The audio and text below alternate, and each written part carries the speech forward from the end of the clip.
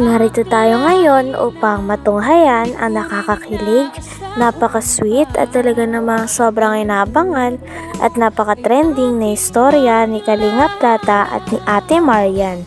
Sa pagpapatuloy ng ating istorya ay nandun na nga si Kalinga Plata at nag-uusap pa rin silang dalawa.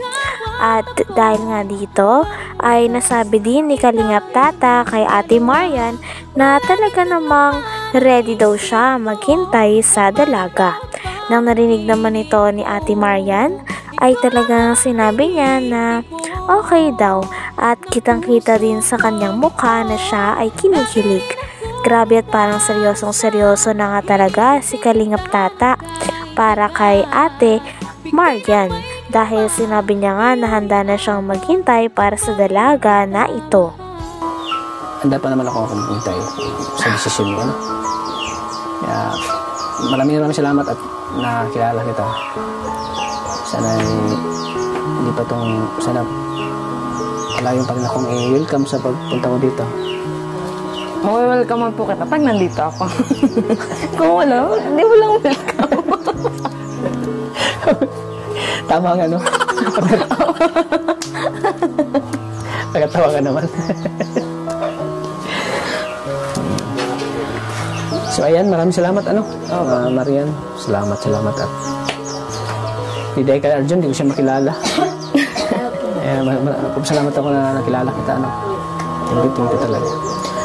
Ayan, sa mga nag-ano po kay Arjun, sa mga nagbabash po, sana po malawakan mo natin ang pag-iisip natin, mga kalingap. At yun po ay, ano lang po, good vibes lang po itong ginagawa namin. At hindi naman po yung totoo na kontrabida. Dahil din sa mga nangyari noong first vlog nila Kalinga Plata, Kuya Arjun at nung na-meet nga si Ate Marian ay may mga nangyayari din doon na hindi maganda. At marami nga nafansin ng mga fans ni Kalinga Plata tungkol kay Kuya Arjun at pinananga nila ito at marami nga din ng bash kay Kuya Arjun nung time na yon dahil sa mga kanyang kinilos kay Kalinga Plata at kay Ate Marian. Kaya naman sa video na ito ay talagang sinabi ni Kalinga Plata sa mga fans na siya na mismo ang humihingi ng sorry. Sinabi niya naman na hindi naman daw ito intensyon ni Kuya Arjun at napakabait naman daw talaga ni Kuya Arjun. Talagang masunurin si Kuya Arjun kay Kalinga Plata at wala naman daw talaga siyang problema at biruan lang naman iyon nila. Kaya pinaliwanag din talaga ni Kalinga Plata kay Ate Marian at sa mga manonood na hindi naman masama si Kuya Arjun at talagang mabait at masunurin pa nga ito. Na kontrabida si Arjun. Sa totoong buhay po hindi siya kontrabida. Sa totoong buhay po si Arjun ay napakabait, masunurin sa akin. Kaya ako po yung humingi sa inyo ng sorry po sa mga nagbabash po kay Arjun. Sana po ay maintindihan nyo na yung ginagawa ni Arjun ay good vibes lang po yun, mga kalingap. Maraming salamat po sa inyo pag-unawa. Sana po ay mapatawad din po si Arjun. Ako na po yung humingi ng tawad sa inyo, mga kalingap, sa kanyang nagawa po.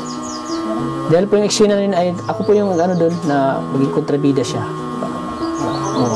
Kaya maraming salamat po. Thank you, Marian, ha? Maraming salamat sa nakilala kita. Sige, it's my pleasure din po. Sige, at salamat talaga na nakilala kita dito sa lugar mo. Sige, pagpatuloy mo yung pangarap mo, no? Para sana makapagtapos ka ng pag-aaral. Salamat po. Shinare din ni Kalinga Plata kay Ate Marian ang gusto ng mga tao kay Ate Marian. Sabi naman ni Kalinga Plata ay kaya daw talaga nagustuhan ng mga viewers si Ate Marian. Ito ay dahil napakaganda daw ng kanyang ugali at napakagaling niyang makisama. Bukod sa siya ay maganda na, mabait pa ang kanyang asal at talagang go with the flow lang siya palagi. Sabi naman ni Ate Marian ay okay lang daw talaga sapagkat extrovert naman siyang uri ng tao o gustong-gusto niya din talaga nakikipag-socialize at nakakamit ng mga bagong tao at kaibigan. Andito ako. Nagbabalik. Upang humingi ng tawad. Sige, dito ka. Humingi ka ng tawad sa kanila. Sa mga viewers natin, humingi ka ng tawad. Kaya ito nga yan, si Tata. Nais ko umuwi ng tawad dahil ako ay naging masyadong hyper nung naalaang umaga dito sa tahanan na ito. At Ito mismo. siyempre, gusto ko rin umuwi ng tawad sa mga naapektuhan o nasaktan sa ayubangan ko o sa kahayuan ko. Sana ko maintindihan niyo po ako. Yung mga ginagawa ko ay ang pagdagas lang po. Lalo ang dagalan ko o kay Tata. At siyempre yung mga pang-sul ko o kay ngayon na kagustuhin si kay Tata ay hindi ko yung totoo. Ang pagdagas lang po yun. For the content. So kung talaga mga kaibigan, sana mapag-usapan natin ito. Mahalin niyo pa ako. Kailangan ko ng pagmahal niyo po yan. So, ayan, ayan. Hindi. Sa pagpapatuloy pa nga ay kinikilig naman si Ate Marian. Ito ay sapagkat si Kalingap Tata ay talagang kino-compliment siya. Sabi pa nga ni Kalingap Tata sa kanya ay napakaganda niya daw talaga. Sabi naman ni Ate Marian ay marami din naman daw maganda sa kanilang lugar. Kaya natawa naman si Kalingap Tata. Sabi naman ni Kalingap Tata ay sa lahat daw talaga ng magaganda ay kay Ate Marian lang daw talaga siya nabihag. Kaya grabe at sobrang nakakilig na talaga ang dalawa at mas lalong dumadami ang kanilang fans. So kung talaga mga kaibigan, sana mapag-usapan natin ito. Mahalin niyo pa ako. Kailangan ko ng pagmahal niyo po yan. So, ayan, ayan. Hindi. So yan po mga kalingap, sana po ay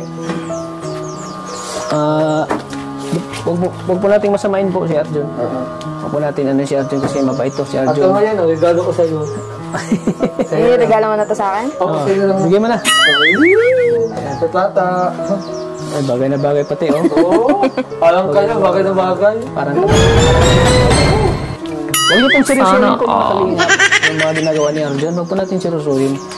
Kasi for the good vibes lang po yun. Kontrabida baga. Dapat lawakan natin pag-isip natin na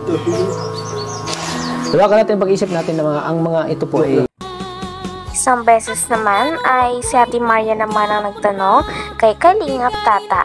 Tinanong niya si Kalingap Tata kung sino ba ang nakapag-inspire sa kanya para maging charity vlogger o ano ba ang dahilan kung bakit siya naging charity vlogger. Sabi naman ni Kalingap Tata ay ang pinaka main reason talaga ay siya daw ay na-inspired. Katulad na nga lang daw kay Kalingap Val, kay Kalingap Rab at sa iba pang mga kalingap na charity vlogger. Gustong-gusto niya din daw kasi tumulong sa mga mahihirap dahil alam niya rin kung ano ang pakiramdam na maging mahirap. Kaya nais niyang tumulong at makapagpagaan ng ibang buhay. Talagang dahil naman dito ay mas humanga pa nga si Ate Marian kay Kalingap Tata dahil sa vision niya at pangarap niya para sa ibang tao. lawakan natin pag-isip natin na ang mga ito po ay pampag-good vibes lang para kayo ay mapasaya namin. Ayan, inisa-isa pala ni Marjorie yung Marjorie. Oh! Marjorie naman yan. Hanggang ngayon, hindi ko nakalimutan Marjorie. Marian. Ayun nga po, naalala mo ang katauhan ng Marjorie sa kagandahan ni Ato Marian. Ayan, Marian. Thank you, Marian, ha? Opo, thank you. Maraming salamat at nakapaunla kami pa rin ang pagpunta namin dito, ano? At salamat din kay Arjun na nakilala kita.